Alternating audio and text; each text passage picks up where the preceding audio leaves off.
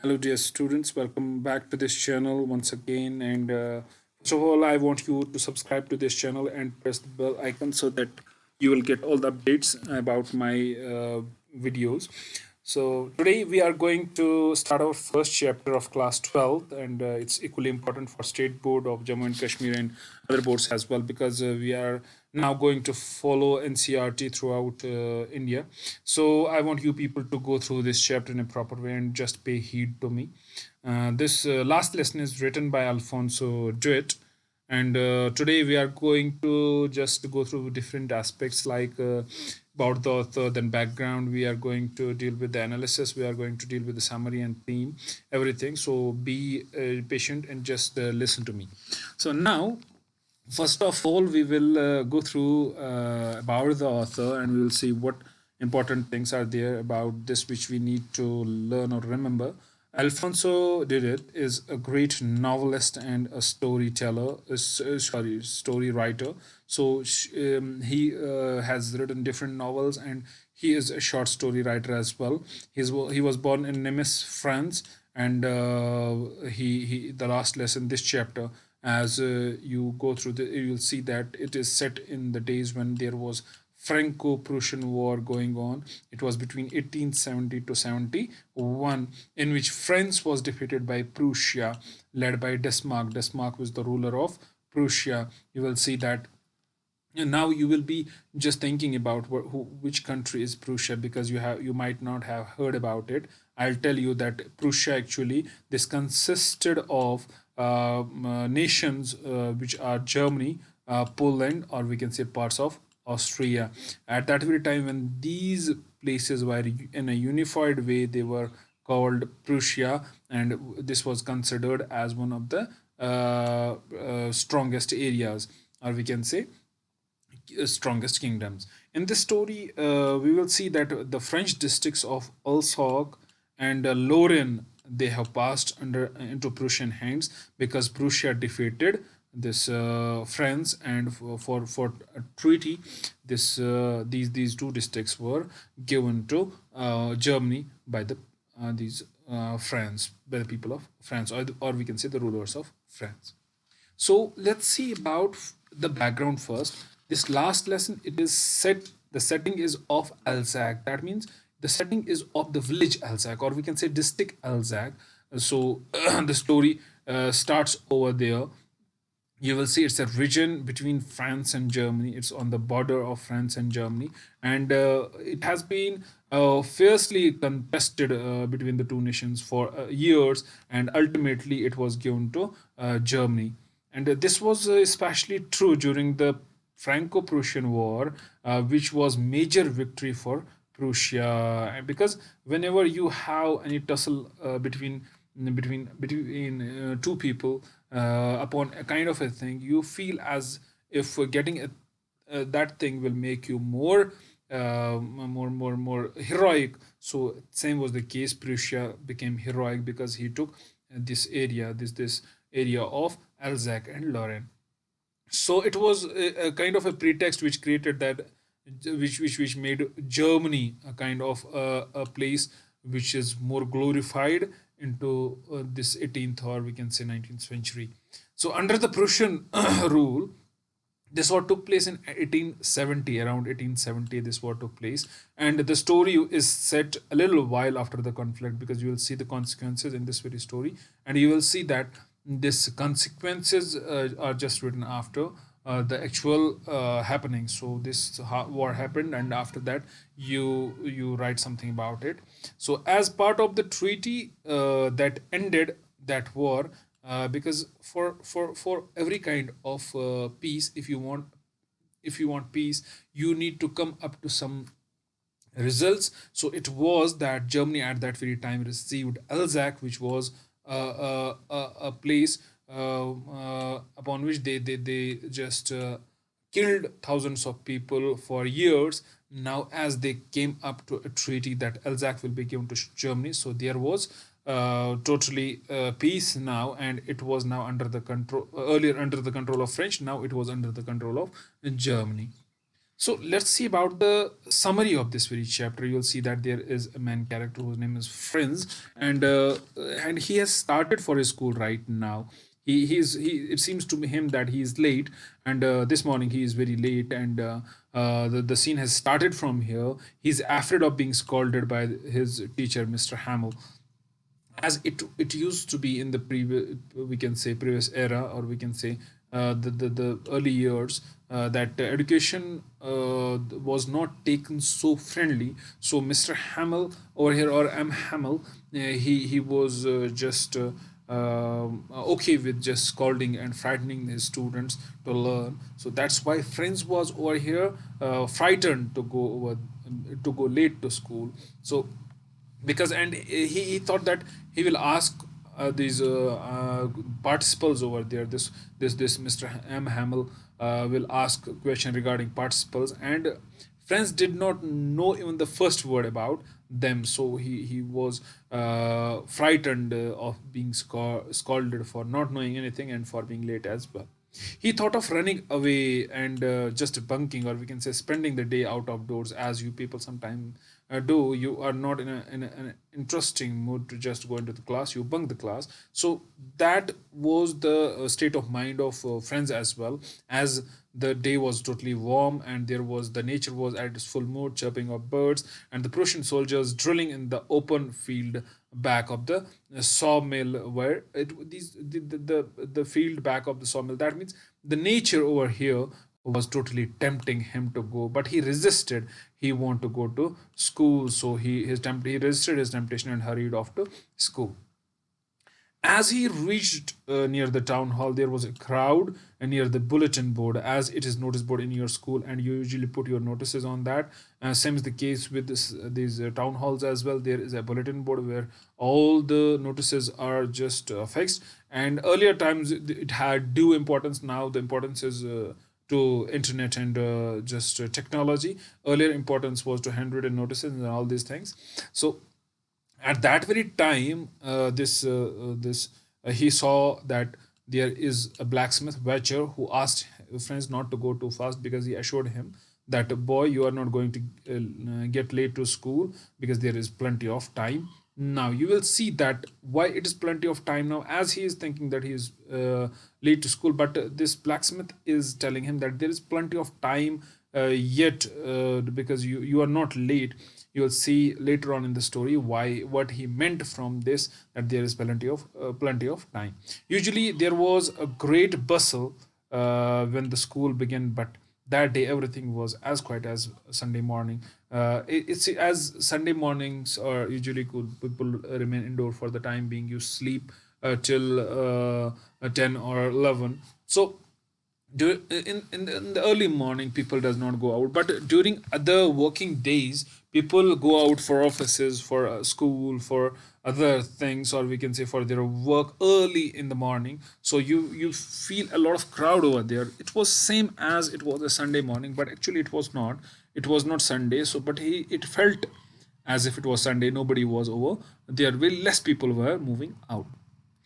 So through the window, when he reached school, through the window, Friends saw his classmates already in their places. They were sitting, and Mr. Hamill, the teacher, was walking up and down with his terrible iron ruler under his arm. It was earlier that the teacher used to take sticks, or we can say canes, to the class, and just focus on that emphasis of learning through caning, or we can say through with these sticks. But right now it is a friendly atmosphere, as this person, he was carrying an iron ruler, so that he will have that emphasis of scalding, or we can say frightening the students to learn. So Friends opened the door. He felt that he will be scalded and he will be punished. But as he went in, he blushed and was frightened. But Mr. Hamill, what he did, M. Hamill, he humbly or kindly told him to go to his place and sit over there. Friends noticed something over there. Friends noticed that the teacher had put on his beautiful green coat, his frilled shirt, and the little black silk cap, all embroidered. So he wore these only on the inspections and prize days. So that means the teacher was ready to go somewhere, or we can say he had a meeting, or we can say he was leaving for something. So friends noticed this very thing, and he noticed other thing as well, that the village people were sitting quietly on the usually empty back benches of the class. That means people were there as well. So it was not students who were there, there were people as well. That means parents, maybe parents or other persons. So everybody looked sad. Seems to him that everybody was sad, nobody was feeling jolly, everybody was tense. So Hauser had brought an old primer. That means there was this person, he had bought an old primer. Now Mr. Hamill, that M. Hamill, said that it was the last lesson. Look, the emphasis of this these three words, the last lesson. It is justification of the title, the last lesson. It was the last lesson of Mr. Hamill he would give them, because henceforth only German was to be taught in the schools of Alsace and Lorraine. As I told you, there will be emphasis of the king as well, or we can say ruler as well. As there will be rulers, so will be the culture or language taught as well, so will be the subjects taught as well. So French, the people of French have gone, because the rule of French have ended up in Alsace. So now it's the rule of Germany, so that's why French will not be taught now, German will be taught to the people over there. The new master would come in the come the next day. There was the last lesson of, that was the last lesson of French this.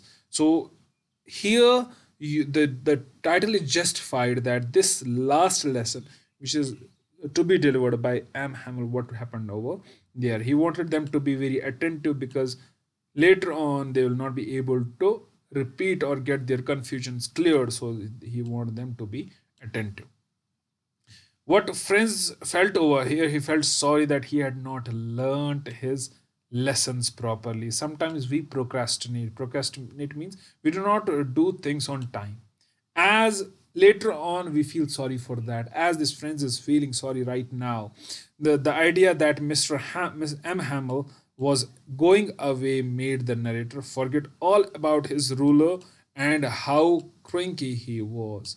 So right now, because he was concerned about their learning, so that's why this friends, he forgot about all those scoldings, or we can say frightening words of Mr. Hamill, and he was totally worried about what is going to happen to this person. Now friends understood why M. Hamill had put on his fine Sunday clothes, and why the old men of the village were sitting there. So earlier he was just noticing this very thing, and he was confused why people are sitting over there, and why this man is wearing formal dress and all that embroidered dress. But now he came to know that why people are sitting over there, because it being the last lesson, they are there to say goodbye to M. Hamill.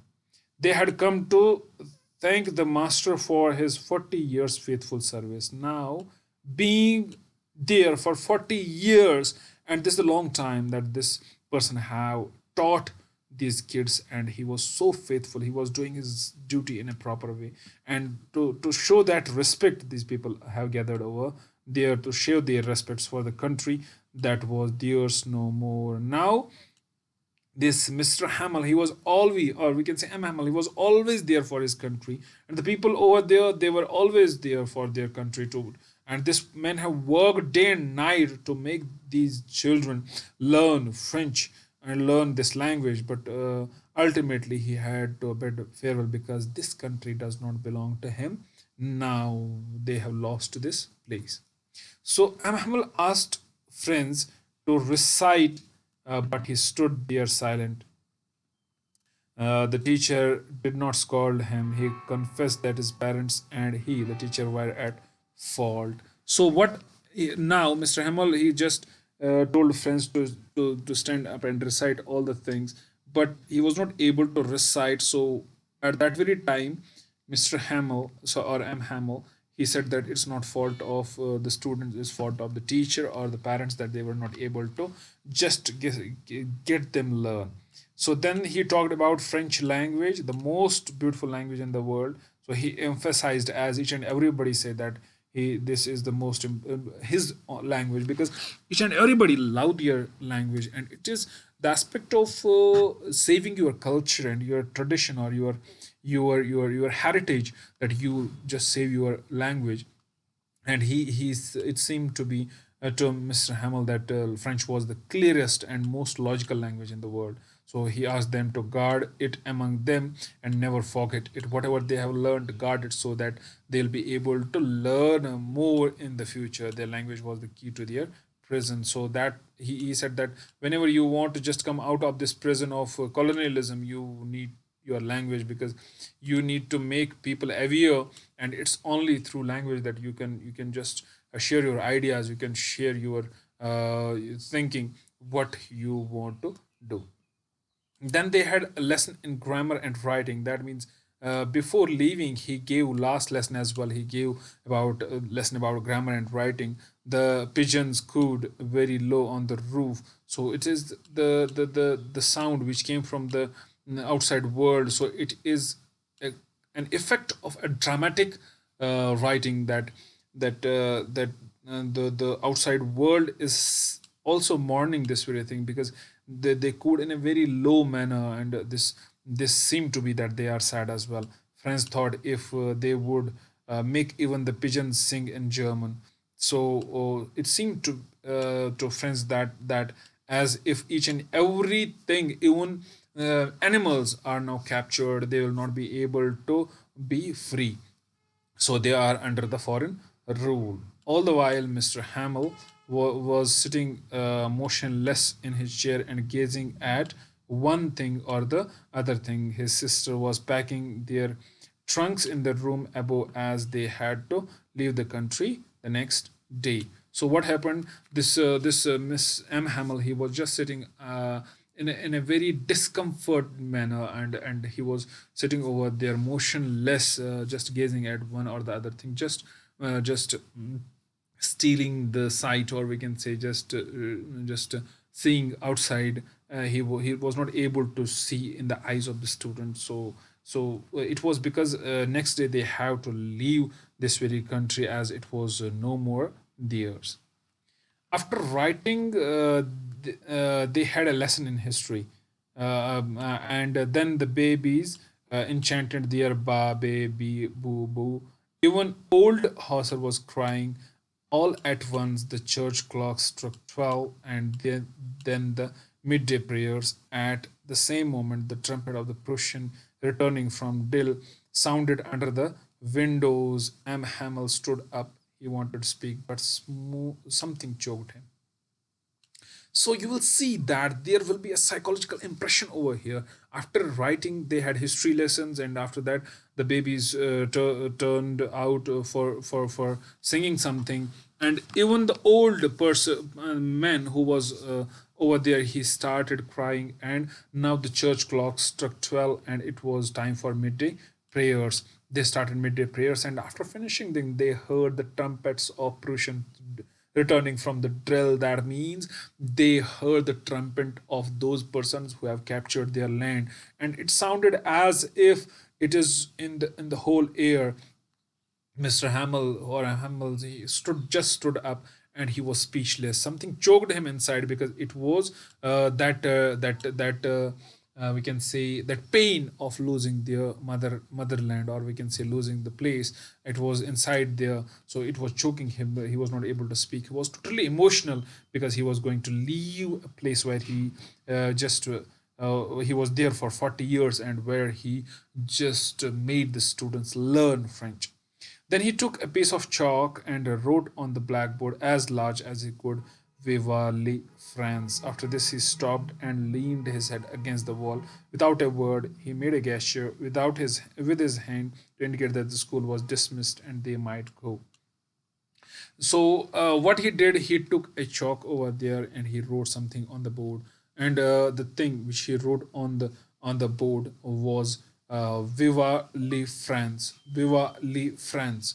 So this was a kind of a thing which was, we can say, more important over there. And it is that long live the French, or we can say the French language is the best. So what he did, he was not able to say goodbye to these people. He just made a gesture that the school is dismissed, you can go now. So he was not able to tell them. He was not just able to face them and say goodbye. Now we will go through the analysis of this chapter. What is the analysis of this chapter? We will see in points. First of all, it highlights human tendency. Human tendency of what? Of procrastinating. As I was telling you, that we procrastinate. We say we put things for the future, which results in keeping on postponing the success of life. That means we keep on postponing our things. We say, okay, I'll not be able to do it today. This work will be done tomorrow. I'll do it tomorrow. I'll do it day after tomorrow. So we keep on procrastinating, we keep on postponing it, and due to these things our success gets captured and we are not able to be successful in our life. So the lesson refers to the changing order of life as loss of language and loss of freedom. Two things happened over here, that they lost their freedom. First of all, they lost their land. Second thing is they lost their language, that French has to go, and now it was Germany which will take place of French over here. So it was the changing order of life. First they used to learn French, and they were under the control of France, which was their own people, which was their own country, which were their own people. So later on they came under control of Germany. So it was loss of language because they lost French. They will learn now German. And it was loss of freedom because they were not under the control of their own people. They were under the control of foreigners. It also shows the impact of colonialism on the sensibilities of people and their emotions. As you might have seen with India, it happened with India as well, that India was the colony of British people, and a lot of things changed in India. We lost our culture in real sense. We lost our this language, because still we need Hindi pakhwada to just make Hindi a national language, and still it's not happening. It's not going. It's not happening for the time being. We have lost our emotions as well with that language. So we just want our people, our little ones, to speak English, to speak foreign languages. But first of all, it is our mother tongue which is more we can say beneficial for we people, because it preserves our culture and heredity, or we can say culture and heritage. The defeat of one force is not only the defeat of country, but threat to the culture, language, identity, and existence of losing one. This very important point, that it's not that one force just lost, got defeated, and it will not have an impact. There will be a threat to culture. As British culture came over here, we lost our own culture. English came over here, we lost our own language, Sanskrit or Hindi. Our identity was lost. We wear different dresses which are pertinent to these English culture existence. Our real existence is not there, which was real existence of Indian, or we can say people of this Asian continent. So we have lost everything, and though we call ourselves as independent now, but there is impact of that culture which was over there. We were not able to see that people wearing the traditional dresses, or we don't we usually see these people, but we see them in a kind of a party, or we can say where not party, but a cultural event where we usually have competitions, and we see people over there. But in normal life we do not see people wearing all those traditional dresses, just speaking their language or identity. So it's very important for a time being, that if one force is being defeated, uh, they need not to be defeated in language, culture, and their existence. Though there will be foreign rule, but they need not to just follow this foreign rule in a blind manner. The narrator's comments, his dread of being late for class as well as getting of scolding from his teacher, communicate to the reader that he is a young child. So these things happen with the young people. So it communicates that the narrator is young. Furthermore, the fact that the narrator has not learned the lesson on participles indicate that he is not the most diligent people, but rather a procrastinator even it comes to his school work. As he is not doing his school work in a proper way, he's not learning in a proper way, it seems to be, as he's not a diligent people, he is not a great student. So he is a procrastinator who keeps on postponing the things, who keeps on postponing his schoolwork. The villagers perceive the news and orders posted by the Prussians on the board as bad points on the subjugation. They are under the control of the foreign power, one that one that imposes demands and restrictions on them that they are unable to challenge.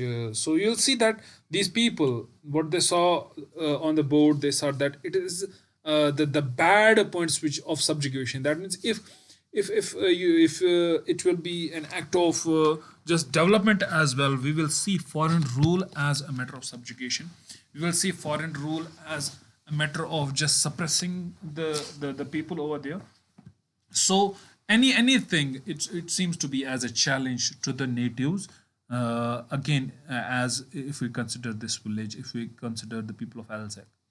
So the last lesson reflects the importance of one's language, as I was telling, for any race, and what is the crucial, why is it crucial to safeguard it. So it's very important to just safeguard our culture, to safeguard our language.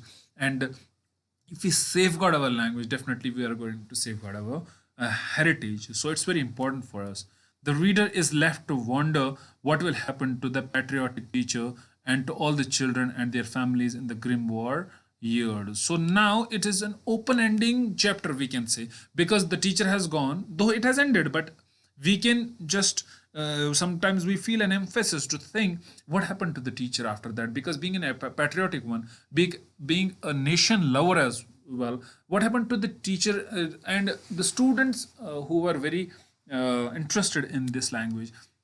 And because it is always that war is grim, and war has different consequences, and mostly war has very bad consequences on the people, and what happened to the families over there for all these years.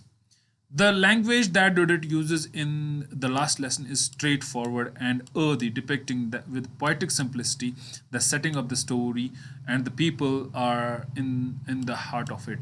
The tone. Okay, we'll see first that the language used by Alfonso Dudet is totally straightforward. He has straightforwardly said whatever he want to say, and it's earthy. That means it's lucid. It's depicting the poetic simplicity, and the story set. It is set in such a manner that it seems to be as if creating a poetic sense, and it's creating a melodious sense over there, which is there in the heart of the people. The tone and mood blend into the tender sadness, yet maintaining the intensity of purpose intended by the author. What happens now, as it is the mood or tone over here, it is that of sadness. It's moving towards sadness, but still he has just maintained that intensity. He has maintained that power of having any purpose, because the main purpose of this chapter is that Alfonso didn't want to tell the people or give a lesson to the people that most important in the life of a society is their language. If they lost their language, they lost everything. They lost their true identity. So this is the main purpose, but the tone and mood is slightly sad because they have lost their motherland, or we can say they have lost their own land. So the reader is immediately drawn into and made a part of the story through Didier's skillful realism. So here he has painted it in such a manner that we usually go into it, we usually feel it, that definitely if we will not just exercise our language, definitely we are going to lose it, and we are going to lose everything. An almost spiritual quality is left when the Angelus rings sense of freedom. This is countered, however, by the trumpet blast by the Prussians, enforcing the realization that freedom must be won again. Look, always, whenever you see anything of beauty, or we can say you see beautiful moments in your life, you say that life is free. But whenever you listen to the sound which remembers you that you are just in the clutches of something, in the clutch, it's not clutches of people only, in the clutches of that aspect of life, in the clutches of your, we can say, principles, definitely you feel as if that you have to win that freedom again. You have to, you realize this very thing deep inside, that sometime I need to go above these social norms and win that freedom, where I can just speak out, and I can just feel free, and I can inspire others as well. The setting of the story is also integral to the theme of French nationalism. The narrative takes place in a small town in the Alsace region of France, where which borders Germany. During the Prussian occupation, the French lesson in the story is the symbol of French identity in the face of military occupation by foreigners, and that the education, the protagonist, is a way to continue French culture via linguistics through the next generation. It's very important now. What emphasis the writer want over here through this narrative, through this thing, he says that okay, Alsace is a region which is in between France and Germany, and Germany takes it, and there is now the Prussian occupation, or we can say occupation of Germany. What they will emphasize their own culture, but what is the importance of French lesson over here? The last lesson, it is French identity. That means the last lesson means identity of your own language. It's identity of your language, though foreigners will just occupy you through power, through military occupation, but they can't occupy you through education, or we can say through your language. If you are ready to safeguard your language, definitely they will not be able to do anything with your language. So what you need to do, you need to safeguard it, and it's through next generations as well. As I'm saying that we need to safeguard our own language, whether it is Hindi, whether it's Urdu, whether it is Sanskrit, whether it is Bengali, any language, Kashmiri, any language, we need to just make our young ones learn this very language, and through this very language they will just save their culture and identity. So now the theme, there are 3 or 4 themes which I want to discuss in this video. First theme is freedom. The people of town and of Alzec have already have their freedom taken from them. They have already lost their freedom, and a reminder of this loss appears in the second para, where mention is made of the Prussian drilling in repart meadows, sorry. And another reminder is the posting of news on the grating in the town square in front of the town hall. So loss of freedom over here, the theme of freedom is over here. You see that already it is depicted in at places that there is realization that these people of Elzec, they have lost their freedom. Here the townspeople come to learn of any new regulations that are to be imposed on them. Even as Friends sees the people reading the notices, he expects more bad news, battles lost, requisitions made. There is an aura of helplessness that comes with this loss of freedom. You will see that the people over there, they are expecting bad news, they are expecting that battles will be lost, they are expecting different kind of rules which will be against them, which will be forced, and each and every people is just expecting them, and they are feeling an aura means smell of helplessness, because everybody is able to see that people are helpless, and they are just watching this very thing, that they have lost their freedom. Now the second theme is patriotism. We will see that the story reflects upon the arrogance of colonizer to forcibly take away the rights of those who are colonized. You will see this very thing. Whenever people who are colonizers, who are colonizing any part, they will just take away the rights of the colonized. They will not care about the rights of the colonized people. The sense of the loss is suggested with the mention of the Prussian drilling their land, as it will, you will see the people over there are seeing this very thing, that the Prussians, those who are the colonizers, they are just drilling on this very land, which makes their heart ache, which makes there is a deep sense of pain in their heart. There's a sense of helplessness that runs throughout the story. The people of the town and of Alzec had already had their freedom taken from them. The atmosphere of the place, however, is not that of other days. Even under the Prussian occupation, the sadness, solemnity, the quietness of the land seemed to be forebore something worse to come.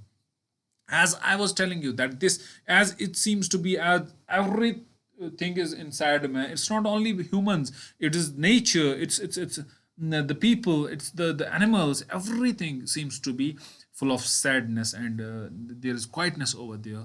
And you will see that the people, they are thinking that there is more worse to come.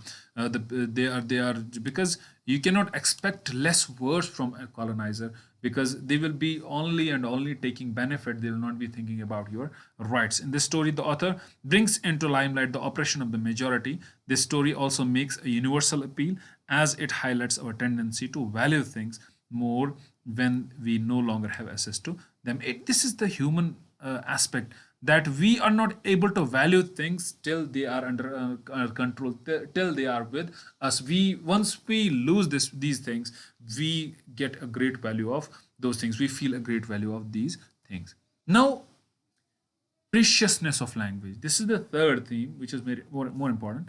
The language for which they have so much pride and feel such great love is to be taken from them. That means their identity is being taken, because they have the identity, only their identity is that they speak French language, and they are the people of France.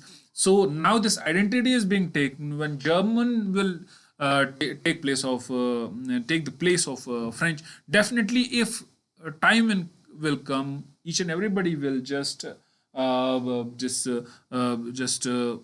forget about French and will learn German, and ultimately they are going to be the part of Germany, and nobody will think them as French people. So what will happen over there? They will just lose their identity. So language is a mark of one's heritage, is their key to personal freedom. And it's that if you are Kashmiri, you speak Kashmiri, definitely it's going to have impact on your culture, because if you feel pride in speaking your language, your culture will be taken as a healthy culture as well, or we can say a well glorified culture as well. So if you lost your language, you have lost everything. By refusing to allow the Alstanians to teach in French, the Prussians have come one more step to enslave them. Look, people are not even able to enslave you. We can say, if they enslave you physically, they will not be able to enslave you emotionally or mentally. But if you lost your language, definitely it's one step more to enslaving you. As I have come across a notion that once what happened, a scholar was there from England. As he came over here before 1947, he said that people over here, they are wearing traditional dresses, they are wearing speaking their own language. So we are not able to just enslave them through culture, through language. We have just enslaved them through power. So after 1947, when he came over there for the second visit, he saw, when he got down from Airbus onto the airport, he saw that each and every people over there were wearing this coat and pant and ties. So he thought, he at that very time, he gave a notion. He said that we have now invaded India culturally. So what we need to do is, we need to just safeguard our culture through our language. The loss of national identity is especially cruel when one is denied expression in one's own language. The people living in the region of Alsace and Lorraine are the victims of their aggressive concept of linguistic chauvinism. As I told you, linguistic chauvinism, this is a new term. Chauvinism means a kind of a moment where one language just kills another one, or we can say just replaces another one in a proper way. And when the ruler wants to emphasize their own language, it's linguistic chauvinism as well. They are forcibly made to learn German when French was taught in the school. Friends and the likes of him did not take it seriously. The parents also preferred to see their kids working and earning from the family rather than learning French. Earlier, it was that the families used to procrastinate, or the children used to procrastinate. They were not interested in learning the French, but they have lost that very thing now, and now they are feeling the need of that language, or the preciousness of language. So that was all in this very video. Hope you liked it. Now like this very video and share it with your friends and subscribe to my channel as well, so that you will get latest updates. That was all in this very video. Thank you very much.